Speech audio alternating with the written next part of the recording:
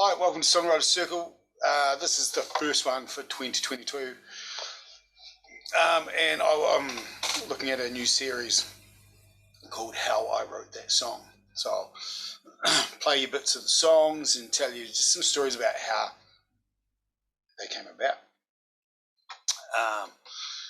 And it's probably the best way to learn how to write a song is to fully analyze a piece of music and a song for its story value. So with that in mind, I'm going to start with a song called Lonesome. Lonesome was from about 2007, I think. I should have researched that before I started. But it was about 2007. I worked at the Fortune Theatre in Dunedin. And I was allotted a lot of time with a baby grand piano that was just so special. So I used to kick people out of the bar early so I could just sit and play the piano and have a drink by myself. And it was really special. And I was going through a phase looking at who were considered the songwriting greats. Particularly, I was trying to look at the people that I thought were, plus the ones I hadn't really spent any time on, which was Mr. Tom Waits is the real standout in that bunch that came from that experience. And so I was writing this song on the piano, and I knew a few chords on the piano at the time, so I was pretty sure what it was going to go like.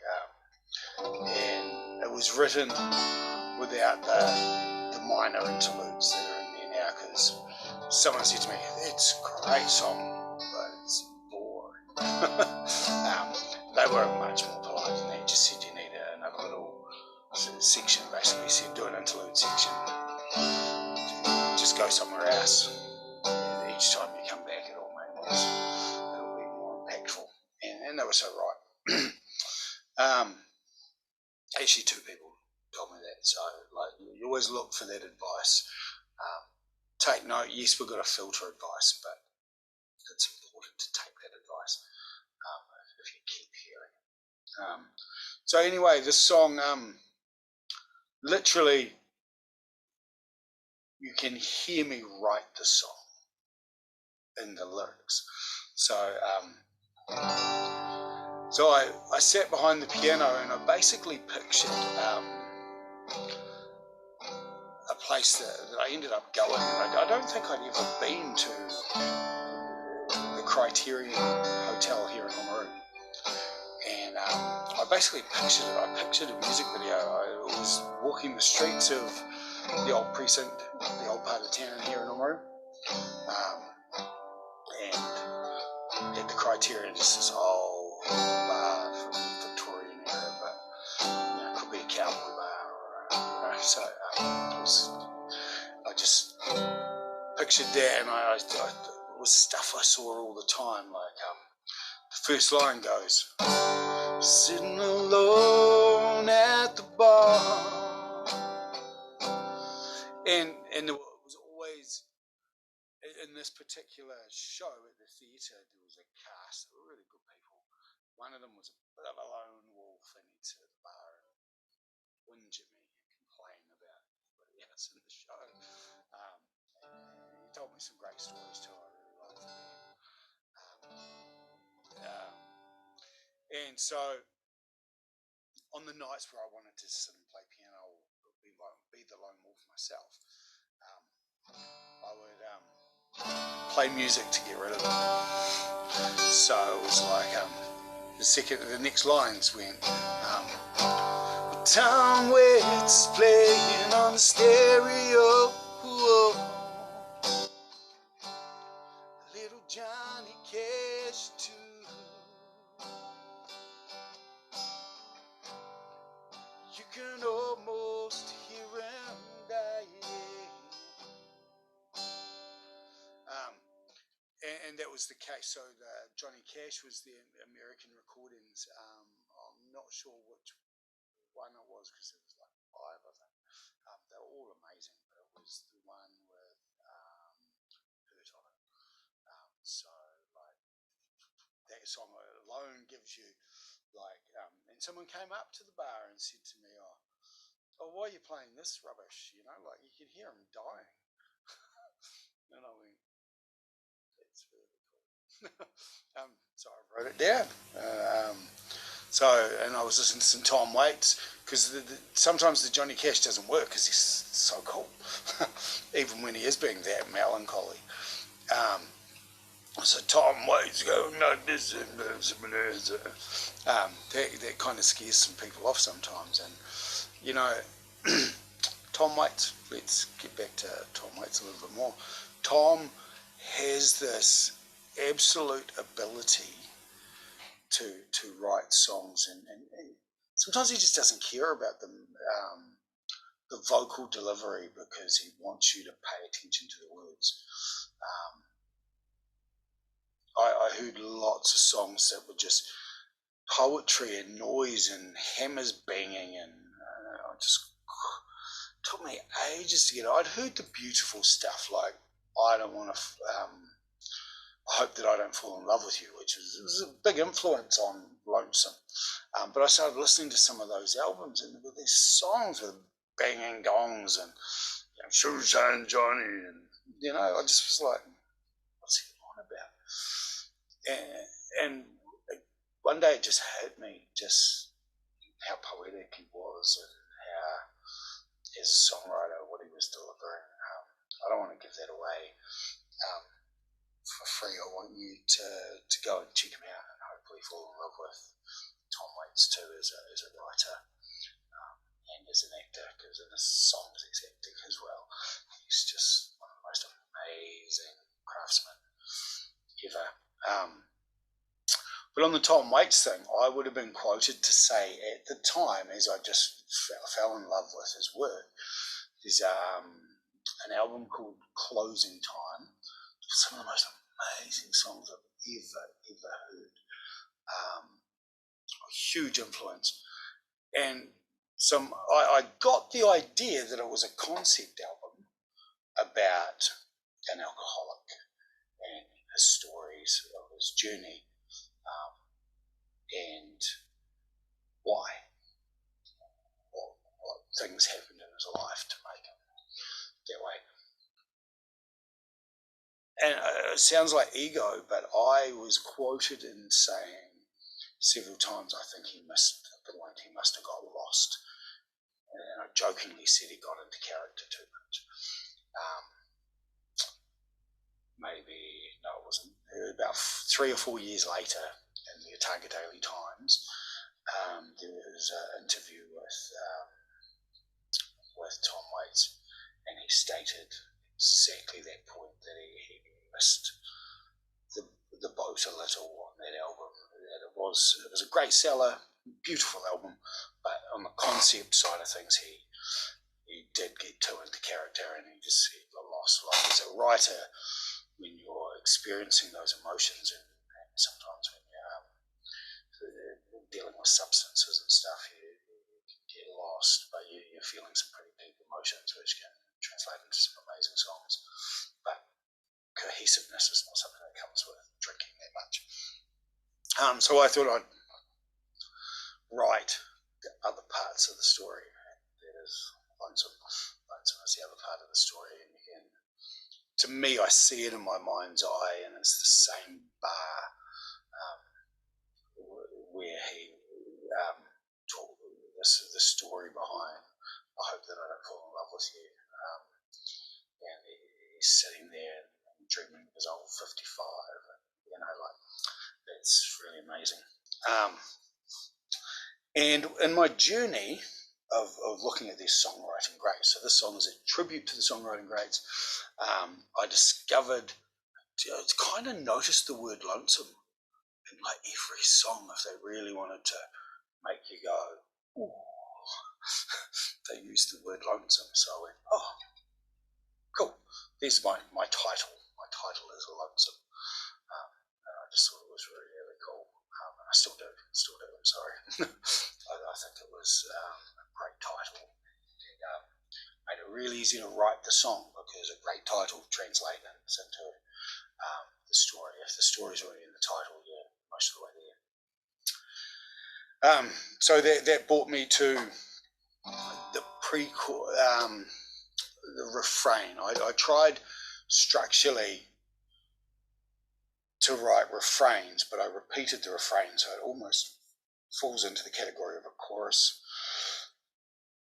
But it's more of a story form song. So I just doubled down on the refrain, so it gives the illusion of a chorus for those who don't like the journey form, that want to sing along on the bit that they remember all the time. And so I doubled down on it, did that twice, and on the last time I do it 4 times, I think 3 or 4 times, and it really gives that chorus feeling at the end. Finishes the story really well.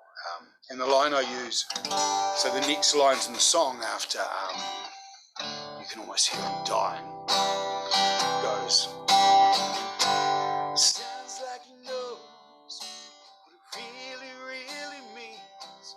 Ought to be lonesome. So here we are at the piano. There's a good reason for this, that we're swapping around the room, but you'll realise once we get into this why I've swapped instruments all of a sudden. This was written on the grand piano at the Fortune Theatre, like I said before. So I always remember someone live laughing when I see it. It's just me and this piano, and I'm playing guitar, and there's no piano on stage, and they made some wisecrack, which was good at the time. I can't remember exactly what they said, but I think they said something along the lines of, that's a funny looking piano, which I just lost it. I thought that was great. But I'm at this piano, and this song is a tribute to the songwriting greats. So this happened because of going a deep dive into the processes of other great songwriters and who other people thought were the great songwriters. Not necessarily who I thought, because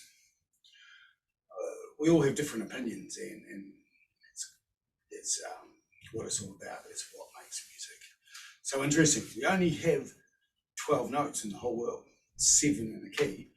You've got to be very sparing, and I don't know how recorded music has gone as far as it has, and some people mock that modern EDM and stuff is 3-note basis, but it's trying something new.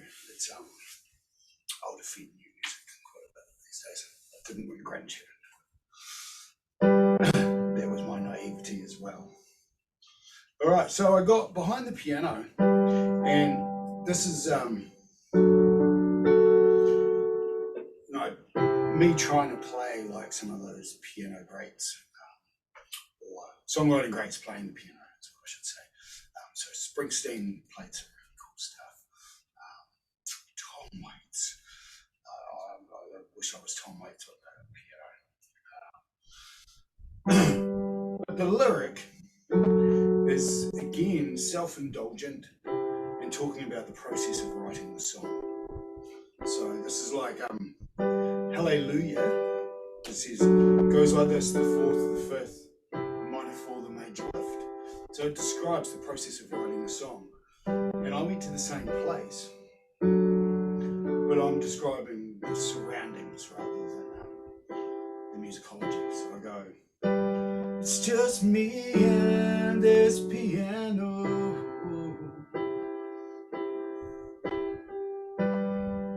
And if I wasn't too drunk to play, I thought it was funny. All the songs that I'd sing, when the things that I'd say, and back to the refrain over. And I'll show you what it really, really means. Oh, to be lonesome, baby, just like me. Oh, to be lonesome, baby, just like me. Go. For some of you that are into the musicology side of things a little bit more, what I'm doing there just brings it out a little bit. If you listen to the recording, the guitar's still the dominant instrument because that's my dominant instrument. That's what I play best. But the piano, because I've got some really interesting chords. Well, it's not an interesting chord progression. It's G, D, and C.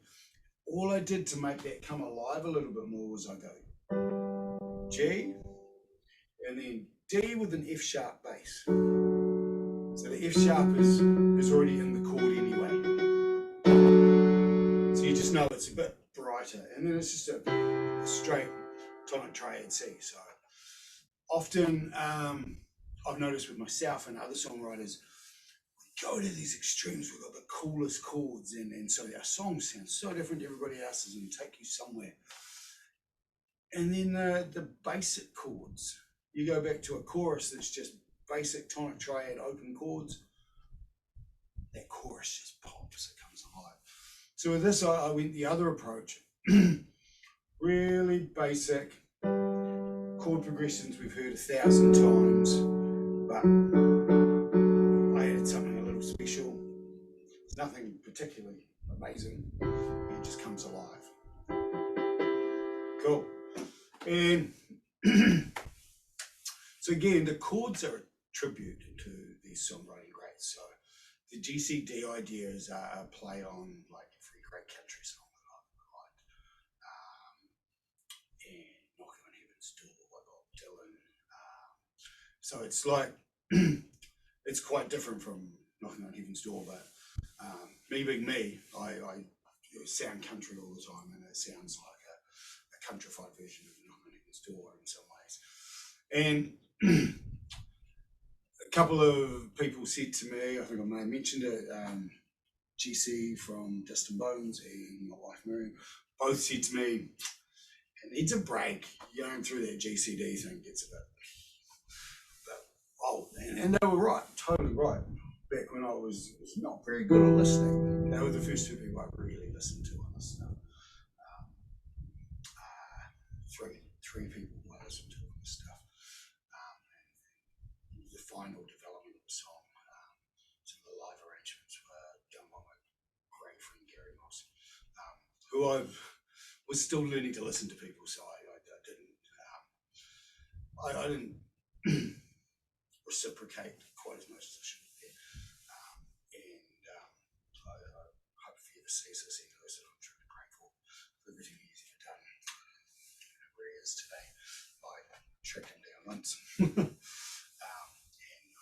lost this phone that had his number on it, so I haven't heard from him since. But that's a great tip on songwriting. Listen to the people around you. Yes, we've got to filter. We've got to filter that information as to who we are at that time and what our song is meant to be, because it's our song. Okay. But that doesn't mean don't collaborate, because they're the people, the first mentioned people, my wife and Jessie, were the first two people I really collaborated with and composed songs with. And it was I only. That's the exception of band situations where I arrived in a band and they just wanted me to write lyrics. That wasn't the same sort of collaboration. In my mind, it was mostly their songs, and I was just providing a service which I enjoyed. Grew me as a songwriter. So I had the chord progression G, D, C, and so then in the breaks, it was still doing the same thing, and it was a little lame. So when what are those other great chord progressions? What am I forgetting about songwriters? And there's the songwriter chord progression. Everybody mocks it, and when they mock it, they call the thing that innovated cheesy.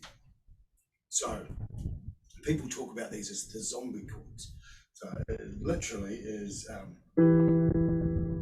E minor, C, G, D, and I do the F sharp bass again, just to keep the joint between the two. I do the changes a lot faster than zombie, but they're kind of the singer-songwriter chords.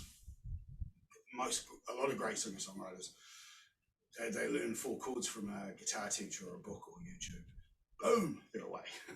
And they stay stable. And because they've been used so much, they're very easy to listen to. So I wanted to keep that and have a dynamic sound that could have gone to a big guitar solo, is probably what I was thinking. And I never did add a massive guitar solo. There's a couple of licks in there, but nothing massive. I think there's harmonica in the original recording. Might be some trains and some rain sounds if you really want to hear about the cheese. But that's just a production thing. So the story progressed into me, and then I needed some more words to tell the rest of the story and get us through the rest of the song. So I imagined that, okay, what's the next thing? It's 3 o'clock in closing time. So then people call last drink, so we go, I ordered me one last drink.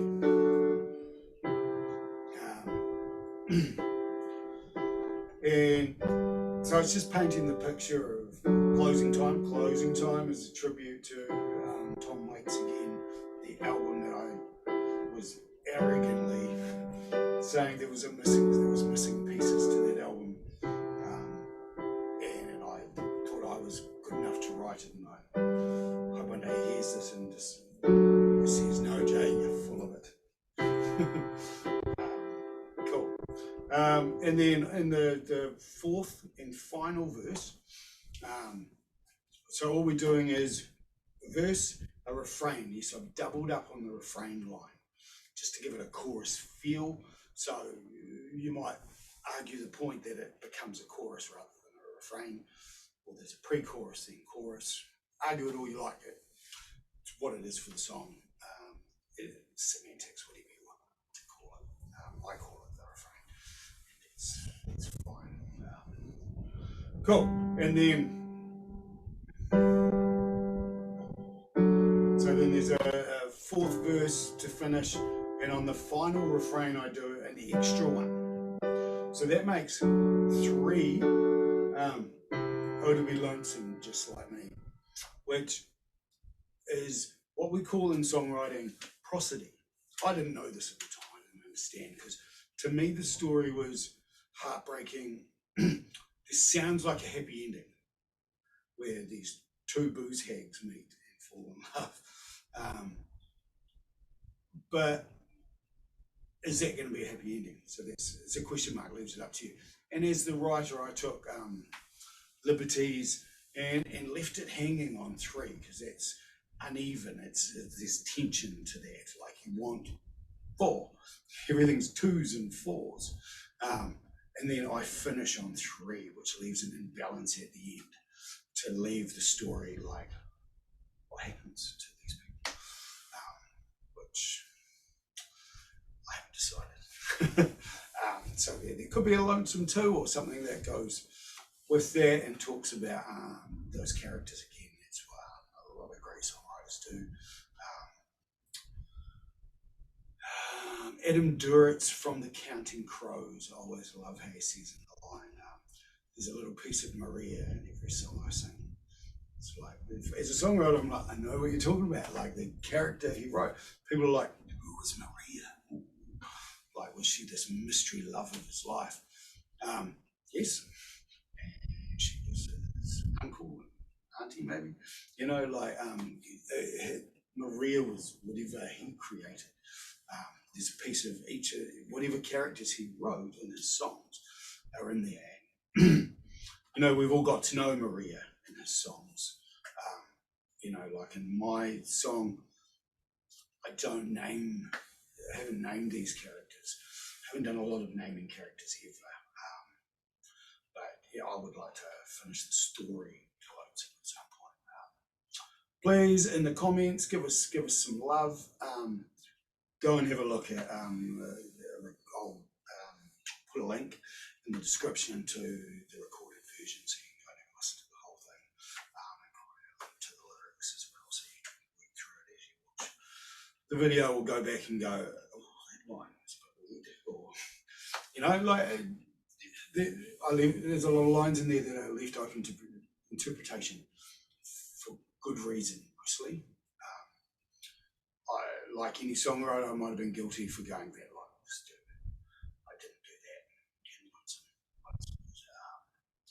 A pride and joy that I know many audiences have really loved and appreciated. And I'm proud to have written it, and I'm proud of the people that gave me advice on it, and all the people that played on it too. To make it what it is today, because songs are growing and changing. Again, thank you to Gary Moss for his arrangement, and he in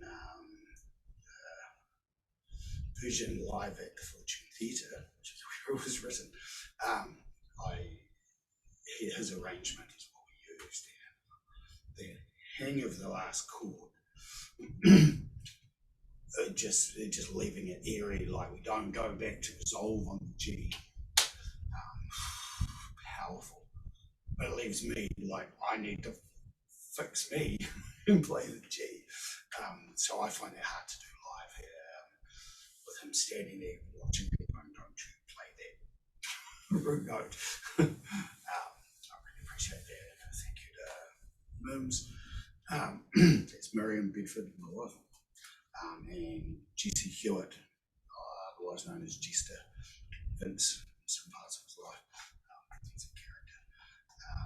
He gave me some advice. I don't know if he was the first person. I think they were independent, telling me to write that until we can put something else in there. I'm really grateful. We're not the songwriters we are without those pieces of advice we're listening to. Thank you for listening to how I wrote that song. Coming up, we'll do some of the other songs that have made effect on people, and we'll just talk about some processes, about why I use certain chord progressions. We might talk about lyricism. I hope you enjoy this series as much as I'm enjoying putting it together. We're also in Songwriters Circle. There'll be some online classes coming up. One-on-one mentoring is always available. If you want to talk, and we can do that via Zoom, so it doesn't matter where you are in the world, as long as you got the internet and a phone and your instrument and a voice. Sometimes you don't even need an instrument and a voice. We can do just lyrics. It's perfectly fine. Some people develop the lyric way over the top of everything else, and it's amazing. And we'll have some panel discussions coming up. Some people really like the interview series, so we'll come back to the interview series, and some of those interviewers that I've asked to be involved starting to press me that they still on that, so that's really good. And thank you to everybody who's supporting this sometimes called the channel, Champion for Music Excellence. And if you're watching it or Champion for Entertainment, I'm enjoying doing this. So if you have any requests, if you certain songs you want, just throw them in the comments and say, can you do an analysis on this? I'd like to do my own stuff so I can really talk about the details and not my interpretation of their songs. I will do some thoughts, but I'd rather compare my thoughts like I did with Hallelujah and the closing time album this one. So thank you for watching. Please leave some things in the comments. Be nice in the comments to me and each other yourselves. God bless. See you later.